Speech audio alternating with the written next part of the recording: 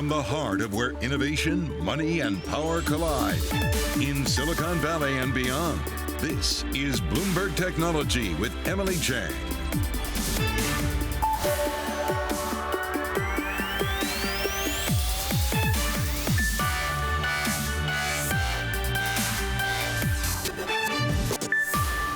Emily Chang in San Francisco, and this is Bloomberg Technology. Coming up in the next hour, Tesla tumbles, shares falling after hours after the EV maker says supply constraints will continue through the rest of the year. We'll break down fourth quarter results.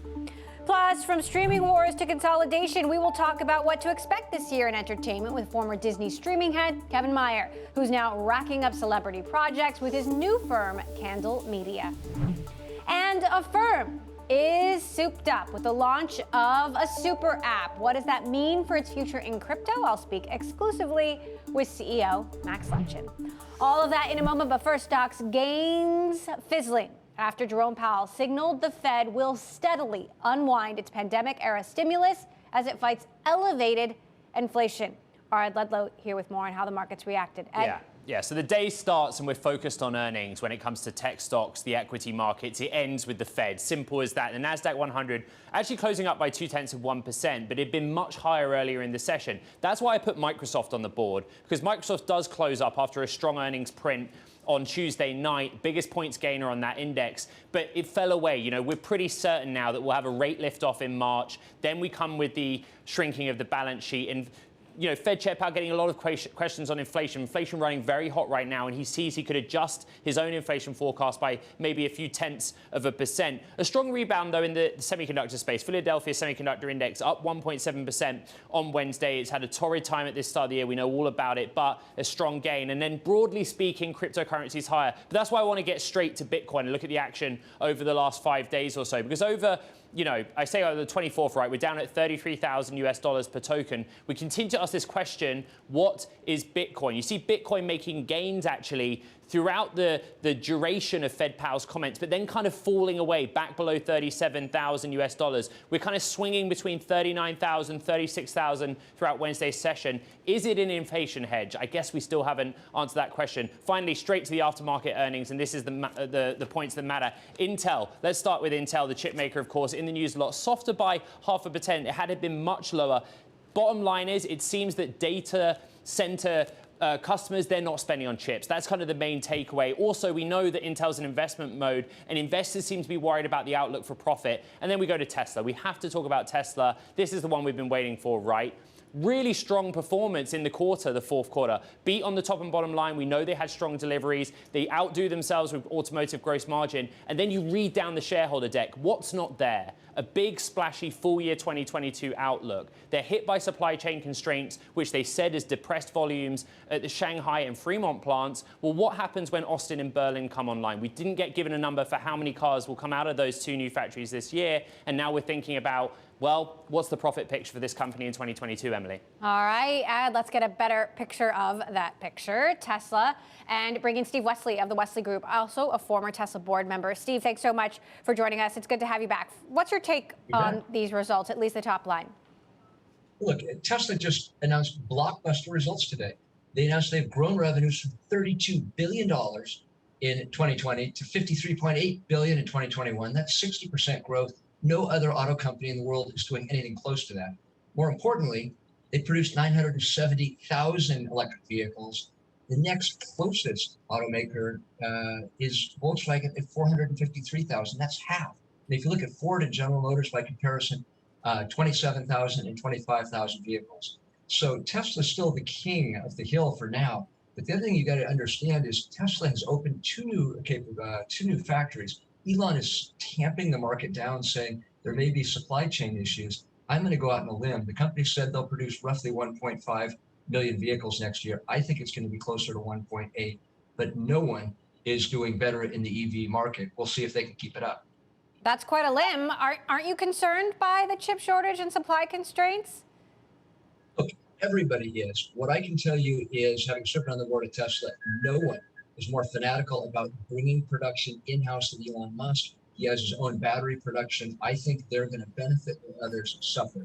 So again, if you're General Motors, I give them credit for investing $7 billion, but they should have done that 5 years ago. They're just going to work on plants in Tennessee and Michigan. Those won't be open for years. They've just announced they're going to start building a battery facility. Tesla has 5 facilities in China, North America, Europe. They're ready to go. It may start out slower in Q1 and Q2. Mark my words, by Q3 and 4, I think they'll deliver 1.5 million, if not 1.8 million vehicles. My sit down with Ford CEO Jim Farley is coming up later this hour. You know, if not GM, do you think Ford can catch up with Tesla, and at what point? Well, again, Ford produced 27,000 vehicles. Tesla's at virtually 1 million. They're just going to have a hard time catching up. The people to look at are not Ford and GM, and I hate to say this as an American, it's Volkswagen. They sold half as many vehicles, but they've got deep pockets. They've already got massive electric vehicle production lines going, and they're taking battery production in-house with an investment they made in Norfolk. But the other ones to look at are the Chinese. They have 3 firms doing already close to 100,000 vehicles a year with NIO, XPeng, and SAIC. But don't forget, the Chinese are well-known, if not notorious, for subsidizing both battery costs and the cost of their vehicles. So the Chinese are likely to be landing Chinese vehicles on our shores in 2023. They're going to be a tough competitor. It's all about getting that $25,000 vehicle market, and keep an eye on the Chinese. I think that's the big story. Steve, obviously you're an early board member at Tesla. As I understand, you don't own Tesla shares now or anymore. Why is that? Well, if you're a venture capital firm, when you have liquidity for investors, they like you to give the shares back. If you're on the board, you get put on a payment plan over time. I will tell you, we did extremely well in Tesla, but I have a few sleepless nights. We didn't keep our shares just an extra few years. All right. Always appreciate you joining us, Steve Wesley, founder and managing partner of the Wesley Group. Thank you for stopping by. We're going to continue to watch those Tesla results roll in. Coming up, it was Libra, then Diem, then done. What led to the downfall of Mark Zuckerberg's plan for crypto? That's next. This is Bloomberg.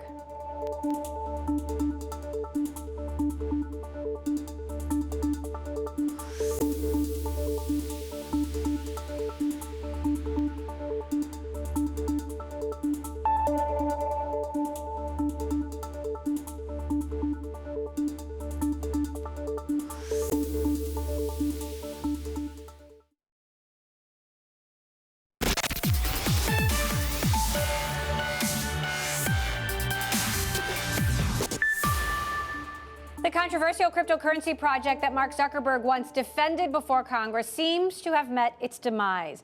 Bloomberg has learned that Diem, the cryptocurrency initiative once known as Libra, is trying to sell its assets. For more on what this means, I'm joined by Bloomberg's Kurt Wagner. Kurt, this project was troubled from the very beginning, but what was the final blow here? Well, Diem, which is now outside of Meta or outside of Facebook, it's its own independent association, had been struggling, obviously, with regulatory issues for the last year and a half, really.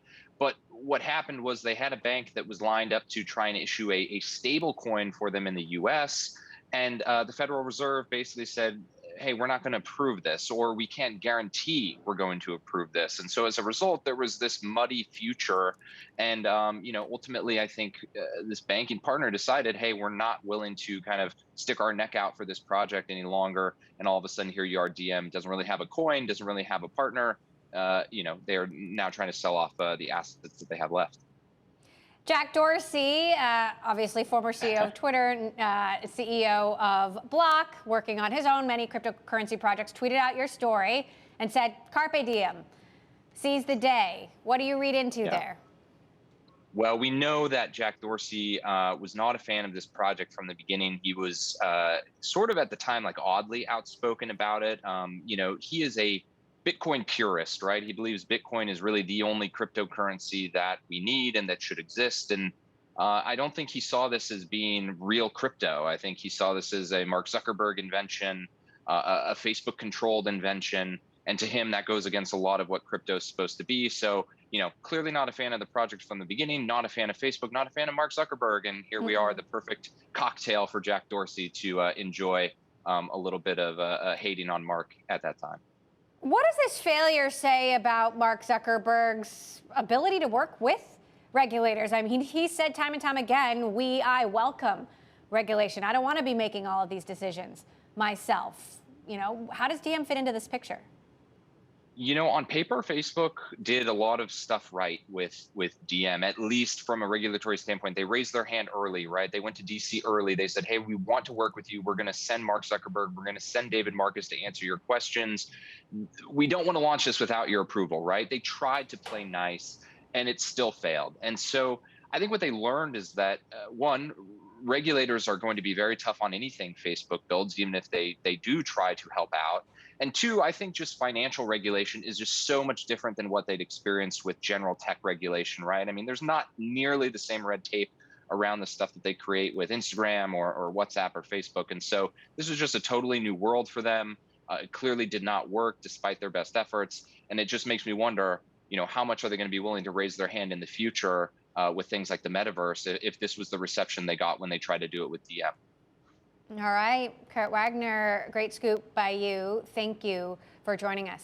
Meantime, in Washington, President Biden met with more than half a dozen CEOs of some of the biggest companies to promote his stalled Build Back Better economic agenda. Among those in attendance, Ford President and CEO Jim Farley. I sat down with Farley Tuesday ahead of the meeting and asked what he would stress to the president today. The country needs to be competitive in all electric. We need to catch up with Europe and China, and to do that we need to help consumers make this transition to electric, and we need consumer incentives that last for some time to help the industry convert over, because we need to build batteries in this country, get raw materials for the batteries in this country. That will all happen as customers go electric. Coming up, more of my sit down with Ford CEO Jim Farley next. This is Bloomberg.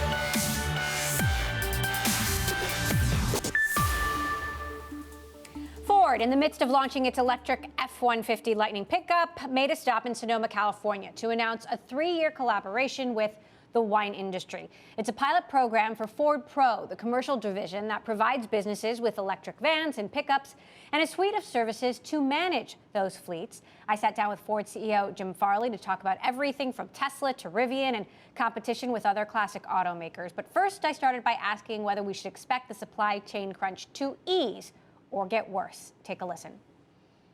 I wish I could tell you there was relief in sight, but fourth quarter was very difficult. In fact, we started to see new kind of supply chain problems with Omicron and absenteeism in our supply base, where we started to get some basic automotive part shortages in the fourth quarter. That's eased a lot in the first quarter, but we still see the semiconductor impacting us now. We think it'll last all the way through this year, potentially even in the next year. Look, the number of chips in our vehicles gone from 2,000-3,000 up with this kind of electric vehicle like Lightning. So we're using more and more of these. Even if the capacity increases, it's not fast enough for the advancement in the vehicle. So it's something we have to deal with, and we're making our most profitable vehicles and protecting the production of them as our first priority. You've said 40% of Ford vehicles will be EV, or sales will be EV Yes. by 2030. Since then, you've had to double production of Lightning Yes. twice. Yes. Triple production of the Mach-E in Mexico. So I wonder if that 40% number is low. Like, could more than half of Ford sales be coming from EVs in 2030? It's a good question. I think we're going to learn a lot on Lightning. I think there's no more iconic shape than a pickup truck. Ford's been the best-selling pickup truck for decades. We just won again last year. So I think if F-150 goes beyond 150,000, this could go faster than we think. Mary Barra said she wants all of GM sales to be EV by 2035. Why not make a similar pledge? Well, we'll see how, right now we don't know what the administration's going to do on consumer incentives. Right now, the U.S. market's only 3% all electric. Europe's at 20%. The difference is really the support for consumer incentives. So we don't know how fast that'll go.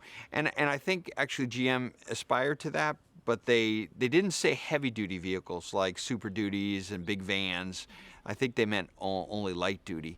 I think it'll be a while before a Super Duty customer goes all electric. How do you think Lightning compares to the Chevy Silverado GM just unveiled?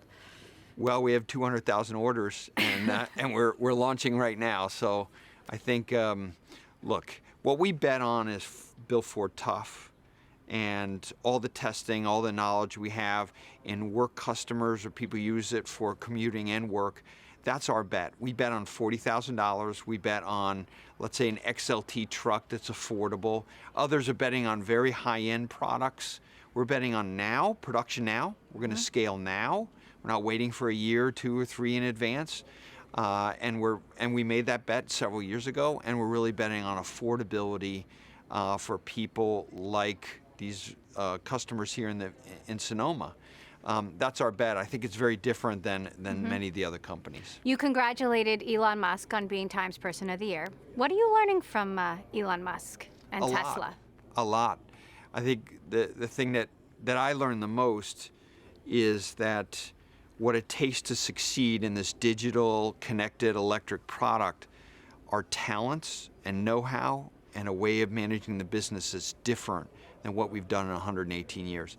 It's kind of like snowboarding and skiing.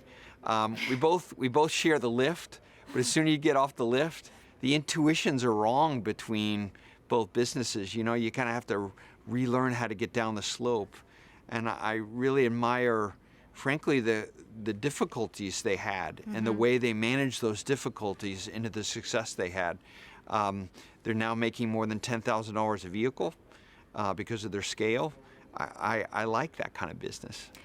Tesla's still #1 by far, but you told Bloomberg that Ford could be #1 in electric cars. Is there a when there? Like, how many years off could that be?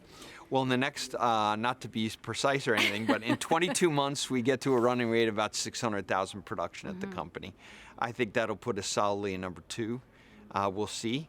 And that's before Blue Oval City in Tennessee comes online 3 years. We have our biggest assembly plant ever, brand new facility in Tennessee. We have 3 new battery plants, all coming online in 3 years.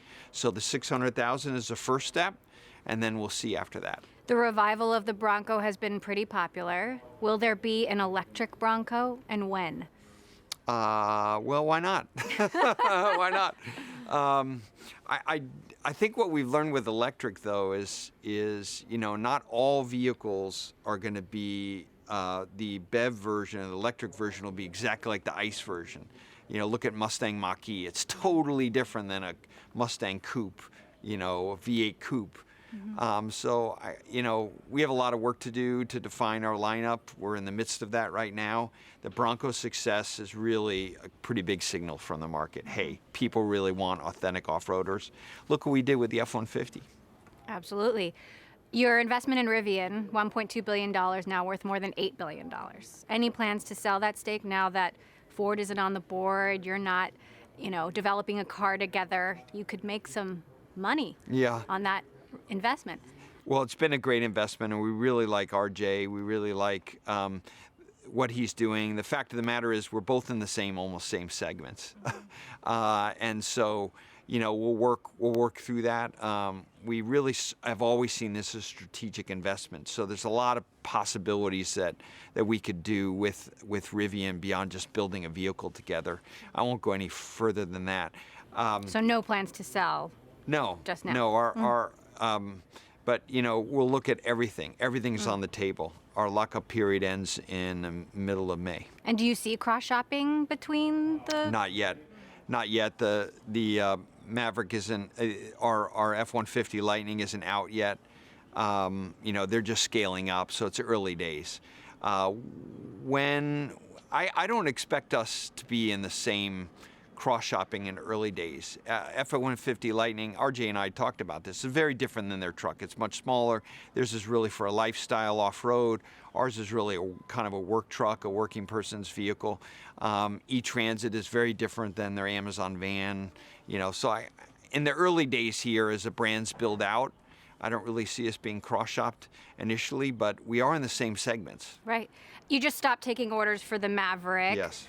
Under $20,000 car. Yes. It was super popular. What does that tell you about the demand for affordable cars now that the average price of a car is $47,000? Yeah, it's interesting what you said. I mean, there are a lot of truck customers who are paying more than BMW customers today, and Mercedes customers. So cars are getting more expensive. Electrification will just accelerate that. The used car market has never been hot. We've seen resale values in used cars that we haven't seen really in decades. So there is such an appetite for an affordable vehicle. And it's on us as an industry to make electric affordable. And I think that's a huge opportunity. You know, what we found with electric is actually the brand can kind of get reinvented when you go electric and digital. You can actually enter segments you haven't been in a long time. So I'm really interested in the team's thoughts on this affordable section.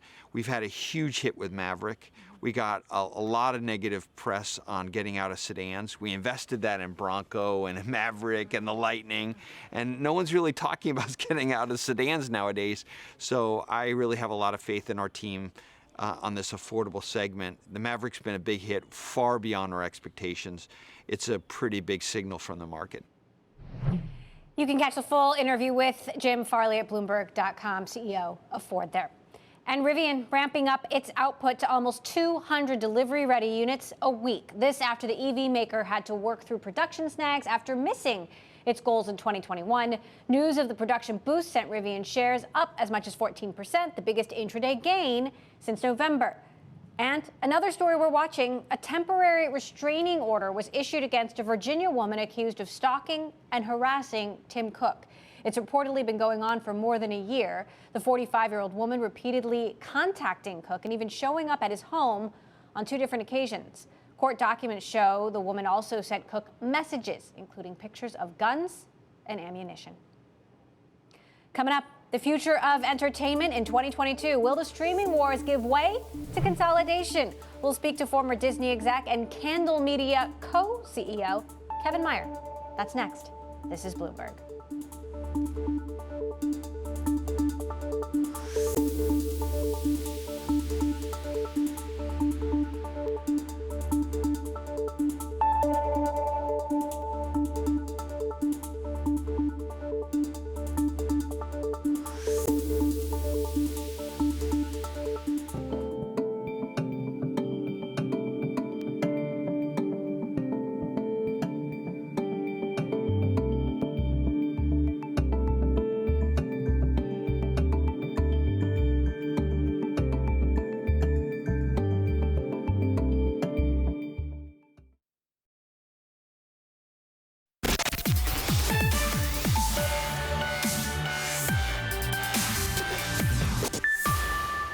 Welcome back to Bloomberg Technology. I'm Emily Chang in San Francisco. Let's get back to earnings. Intel giving a disappointing forecast for profit in the current quarter, fueling concern that the cost of CEO Pat Gelsinger's turnaround plan will weigh heavily on the chip maker's financial performance. Mandeep Singh of Bloomberg Intelligence joining us now with more. Mandeep, what are your big takeaways here?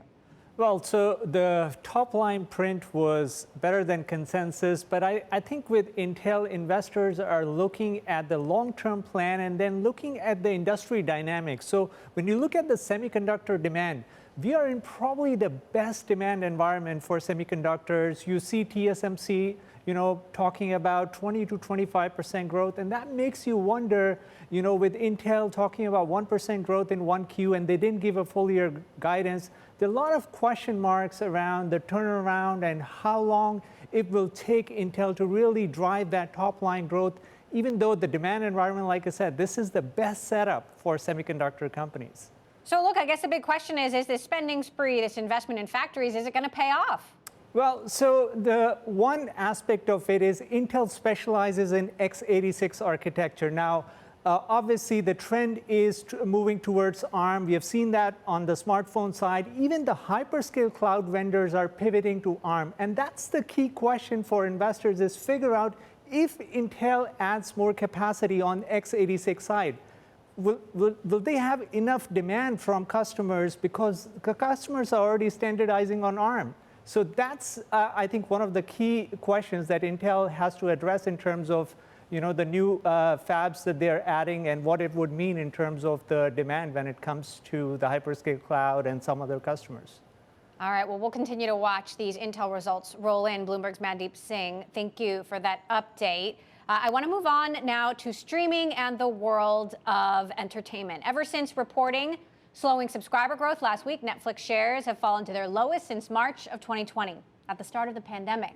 Will we go from streaming wars to major consolidation this year? And what are the next big trends in entertainment? Let's talk about all that and more with Candle Media co-CEO and former Disney executive, Kevin Mayer. Kevin, always great to have you back with us. I got to ask your thoughts on what's happening with Netflix. It's almost like the pandemic never happened and all of that demand for content just sort of evaporated. What's your take here?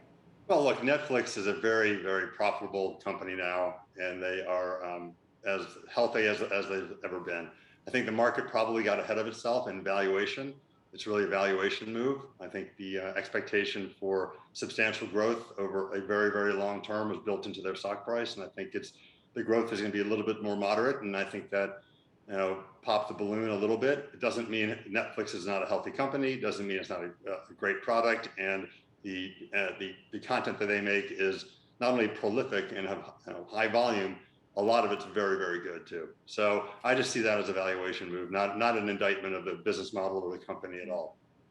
Now, you last told me you always looked at this as there will be a handful of global players, but there will remain some smaller niche players. Now that you see what's happened, especially over the last year, do you still expect consolidation? And if so, what core services stand out and survive? Yeah, I do expect consolidation. I think the Netflix news and the stock price movement it kind of confirms that thesis actually more than anything else. I think when you're spending that kind of money at Netflix and Disney and Amazon, HBO Max, there's a lot of money spent on content, and when there is now an apparent, there is a ceiling to how many subscribers are going to join the club, as it were. I think that does mean that there will be, it does cause consolidation. There will be a small universe of truly global platforms that can spend $10+ billion a year on content and do so profitably. And I think that is probably 4 or 5 services at the most. Again, my thesis, I maintain my thesis of smaller niche programming services continuing to do very well and becoming profitable, but smaller. And so the expenses that they're willing to make or can make, and the investments in content will be commensurately smaller as well. But I don't know, 4 or 5 big global services, that's probably about it. So gotta ask then where you'd put your money. Is it Netflix? Is it your alma mater Disney? Is it HBO as we near the close of the Warner Media Discovery merger, and why? Yeah, well, look, Netflix has a huge lead, and there's a bit of a flywheel effect too. The more subscribers you have and the more ARPU, the more revenue you get from those subscribers, the more money you have at your disposal to invest in content, and then the flywheel turns and you can attract more customers because your content base is that much bigger. So there's definitely a flywheel effect and a positive feedback loop, if you will. Netflix is at the top of that. There's no way to dislodge them, I don't think, reasonably. And I think they're in a great position, notwithstanding the recent decline in their stock price, as we just discussed. Disney has too many assets, too many brands. Their programming is great. Their creativity at Disney is second to none, and they have a similar flywheel. And they have other businesses to make money from as well, which can feed into that entire ecosystem to afford more content and invest in great content. So I see Disney as a big winner also, for sure. HBO Max, they have a huge library. They have a lot of creative executives that do great work. So I figure they're going to be a big winner too. And then you have Apple TV Plus, all the money in the world. They're building a good team. I know Zach Van Amberg pretty well. He's a very substantially quality creative executive, and I think they're in it for the long haul. So I'd see that them being a survivor or a winner, I would say, and Amazon also. You get to some of the other services, and maybe 1 or 2 of them can survive with their big global aspirations, and either they'll have to combine and consolidate or reduce their aspirations to be something more of a niche, either territorially a niche or by genre. Well, speaking of reducing or sort of changing aspirations, given your role at Disney and ESPN, do you think Disney might ever spin off ESPN at this point? It's always a possibility. If you think about Disney, they have theme parks based on all that Disney IP, Disney, Marvel, Star Wars, National Geographic, and Pixar. They have channels around the world, which are actually collapsing now into their streaming service. And they have consumer products that are based on those properties as well. And that forms an ecosystem that's very definable and very robust, and I think has a great future. ESPN is different. Now, ESPN was strategic to Disney for a long time because it helped them sell their channel bundle in the US in a more robust and more profitable way. It's still a great business. I know Jimmy Pitaro very well, who runs it. He's an incredibly capable executive. I think the business is good. It's going to have to transition to be an over-the-top service over the next several years, I think. And then you have the question, is there a strategic coupling between all the other brands that Disney has and ESPN? I think it's a little weaker than it once was when again, ESPN was used to carry the carriage of ABC and Disney Channel and FX. It's quite valuable in that realm. But when channels become a little less important to Disney, that could be seen somewhat differently. I do think, however, the bundle that I put in place actually, and still is in place between ESPN and Disney Plus and Hulu, is quite valuable. So in terms of a rebundling approach, having ESPN as a sports over-the-top service still provides some strategic advantage. So I think it could go either way, really. Okay, now you've been making a lot of deals meantime, buying Reese Witherspoon's Hello Sunshine, a minority stake in Will Smith and Jada Pinkett Smith's Westbrook company. You're adding Faraway Production. How are all the companies you bought going to work together, and where is this going? Well, look, we're a big believer in the future of media configured for the creator economy and the attention economy. So what do I mean by that? We like traditional film and TV businesses because they sell to streamers, and this, as we just talked about, the demand for content from these global and territorially local streaming players is growing strong double digits. I don't see that stopping anytime soon. So I think there's a strong demand for film and television product. And if you think about Reese Witherspoon's company, which is a fantastic company, they make their center of gravity is film and television. If you think about, and they also have social media and they have social commerce opportunities associated with it. Our company, we want to be in the film and TV business, but we also want to be in the social storytelling business. And one thing I noticed when I was at TikTok, however briefly, was that if you can have an authentic connection between a brand and a creator and a social media audience, there are very substantial commerce opportunities that arise from that. So we'd like to be in all those portions of that, content, community, which is social media storytelling, and the associated e-commerce potential. And if you look at Moonbug, another company we bought, that is a kids intellectual property owner. They own CoComelon, they own Blippi, they own Morphles, they own some of the more modern intellectual property for kids, and all of that comes from YouTube. So they start off as social media storytellers, and then they've taken that and repackaged it and sold it to Netflix. By the way, CoComelon was the #2 streamed show on Netflix for 2021, and just a smidgen behind Criminal Minds. So this stuff really works, and that's that company was based on social media storytelling, and then all of that will end up having social commerce opportunities. So we like that configuration of our company. We like having intellectual property being delivered to audience where those eyeballs are, and more they're moving to social media platforms. Since you mentioned YouTube, and by the way, lots of CoComelon watching happening in my house, I recently sat down with YouTube, indeed, YouTube CEO Susan Wojcicki, and we talked about the creator economy and her outlook. Take a quick listen to what she had to say. We actually saw a 35% increase in the number of creators that are generating six-figure income out of YouTube. And in the last year. And so that's just an example of how the creator economy is continuing to grow. How do you see the creator economy really unfolding? Obviously, there are big established creators, then there are these smaller players all across YouTube, and there's so much competition and demand for their time, and it's also a different kind of content. It is very much a different kind of content. I mean, if you look at film and television, that's 22 minutes at the minimum, up to a couple hours for a film. So those are pretty long form. YouTube's in the middle. They're usually around 4 to 10 minute length storytelling. That's where we are with Moonbug and CoComelon, and we think that is a different form of storytelling. Although, by the way, you can take those 4 to 6 to 10 minute clips, put them together, and make a traditional media length, a full length TV show. And we did that with CoComelon, and that's what you see on Netflix, for instance.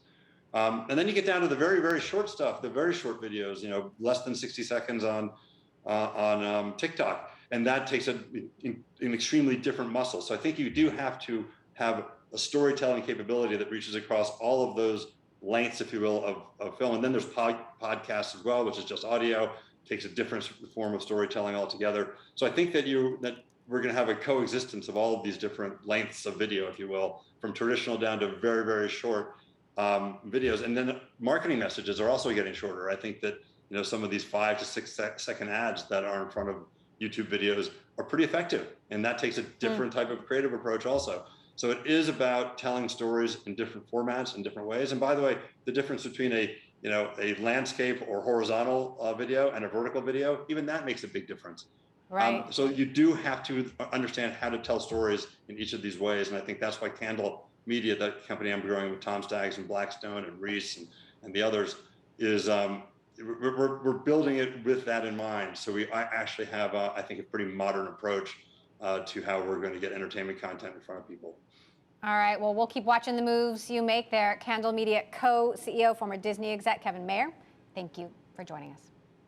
Coming up, one of the biggest buy now, pay later firms is going super. My exclusive interview with the CEO of Affirm about their new super app that lets you use the service even if retailers haven't joined yet. Plus, when the company might let you start buying crypto. Next, this is Bloomberg.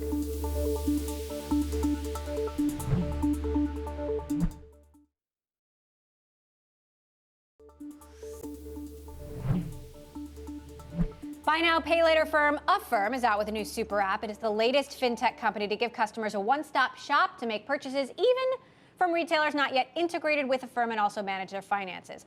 The upgraded app is also in anticipation of the company's upcoming crypto offering. Joining me now, CEO and founder of Affirm, Max Levchin. Max, talk to us about this super app. What does it mean? How does it set you apart from the other options out there? And what more services could we see? Probably the single most important thing about our super app is that it's now kind of a really beautiful way of accessing all of our offerings for consumers. And unlike our friends in the industry, we're the only ones that has both a shopping and a saving component to it. And so you can, under one umbrella and one roof, get access to all the retailers that we work with and ways to generate virtual cards. So you can use Affirm at the retailers where we don't yet have a direct integration and save money. And soon enough, as you just said, you will find crypto offering inside the savings product as well. So talk to us about the crypto offering and what it means, obviously, given that, we're in the middle of this winter, some people are getting worried. I think even in the current volatility, and crypto certainly is plenty volatile, it is one of the very best performing asset classes of the last decade plus. And we wanted to offer our consumers a chance to access that appreciation in a safe, responsible way. And so we're definitely not launching some sort of a crazy speculate here product whatsoever, but there are ways of saving money within Affirm already, and it made natural sense to add a way to perhaps put some of those savings, some of that yield into crypto. And so you'll see us just naturally include that in the savings product. Look, everyone is watching inflation, especially with what's happening with the Fed this week. What's your view on that? How will it affect consumers and, the purchases they buy, how much they use this buy now, pay later option? Right. Look, inflation robs consumers of purchasing power, and Affirm helps them get it back. So in many ways, we know this is our time to shine. We're going to come and help everyone afford the things that they need responsibly, without late fees, without deferred interest, without all the garbage that you have to resort to, frankly, when the cash gets tight because the prices are going up. Affirm is a better option. So we're actually quite excited to do our part to help folks survive the inflation and the volatility. And last quick question, got to ask for an update on your conversations with regulators. Obviously, we know they're looking into the buy now, pay later industry. How are those conversations going, and how optimistic are you? I'm actually very optimistic. I think it is important that the regulators look at buy now, pay later and create a rule book, especially around things like credit reporting, and just the rules of engagement in BNPL are long overdue. So we're very actively in conversation. Obviously, there's quite a lot of information being gathered. So all that, from my point of view, is very positive. Obviously, it's nice to have the clean sheet, if you will, with no fees of any kind and general extreme focus on transparency and honesty to consumers. All right, Max Levchin, CEO of Affirm. We'll keep our eye on that super app. Thanks for stopping by. Coming up, Elon Musk, Dogecoin, and McDonald's. The crypto Twitter showdown that's going viral. That is next. This is Bloomberg.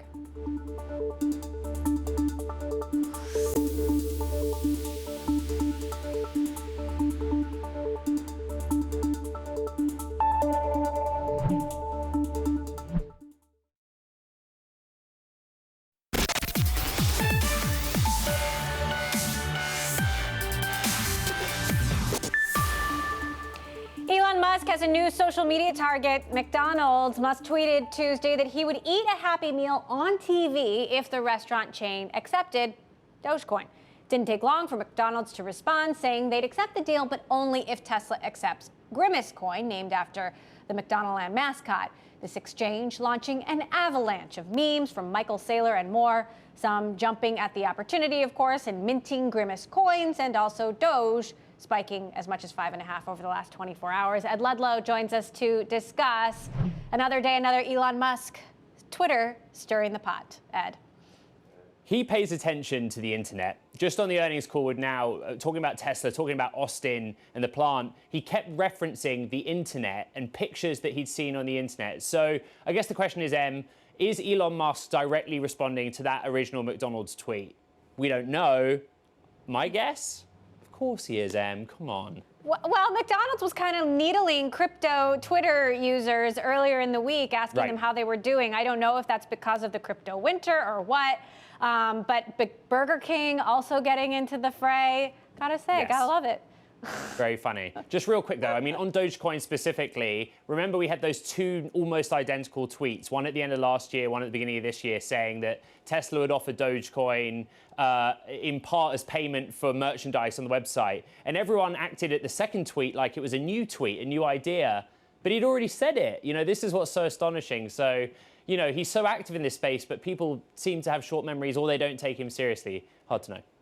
Dreaming about eating a McMartian on Mars. I love that one. Okay, you've been listening into the Tesla call. Elon also having some choice words, as always. What's the latest? Yes. So the big one, if you look at the stock movement after hours, was his commentary around full self-driving. What did we get? We got a promise that, in his opinion, this year, 2022, Tesla will achieve full self-driving.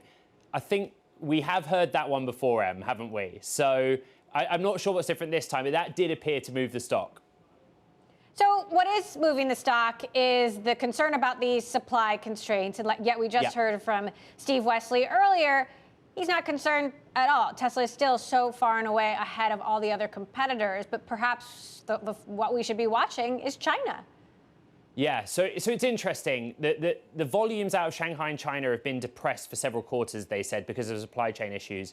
But on the call, they gave a lot more detail about the progress in Austin and Berlin. So in Austin, for example, they are building Model Y with the new generation of 4680 cells, and those deliveries will start this quarter. That's kind of interesting. Elon Musk said that the supply chain picture should improve this year, but it's still going to be an impact. And that, you know, how that impacts margins, profit, that's still uncertain. So what are you looking at as these results continue to roll in, especially given the outlook for the year and the fact that this supply crunch, we heard it from Jim Farley, the CEO of Ford as well, that there really isn't relief in sight? So I love this question because going into earnings, Morgan Stanley Adam Jonas published a note saying that Tesla is no longer a concept stock. It's not just a concept company. And if you don't own Tesla, you run the risk of not owning a stock that could make the likes of Ford and GM obsolete. And then on the earnings call, Elon Musk saying the big thing this year is the human robot. That sounds like a concept company, so it's really hard to track. All right, our Ed Ludlow tracking Tesla earnings for us and Elon tweets. Thank you for that roundup. And that does it for this edition of Bloomberg Technology. You can tune in tomorrow. Our big tech earnings coverage continues with the big one, Apple, breaking down their first quarter results with Dan Ives of Wedbush and Robinhood's fourth quarter results. You don't want to miss it. This is Bloomberg.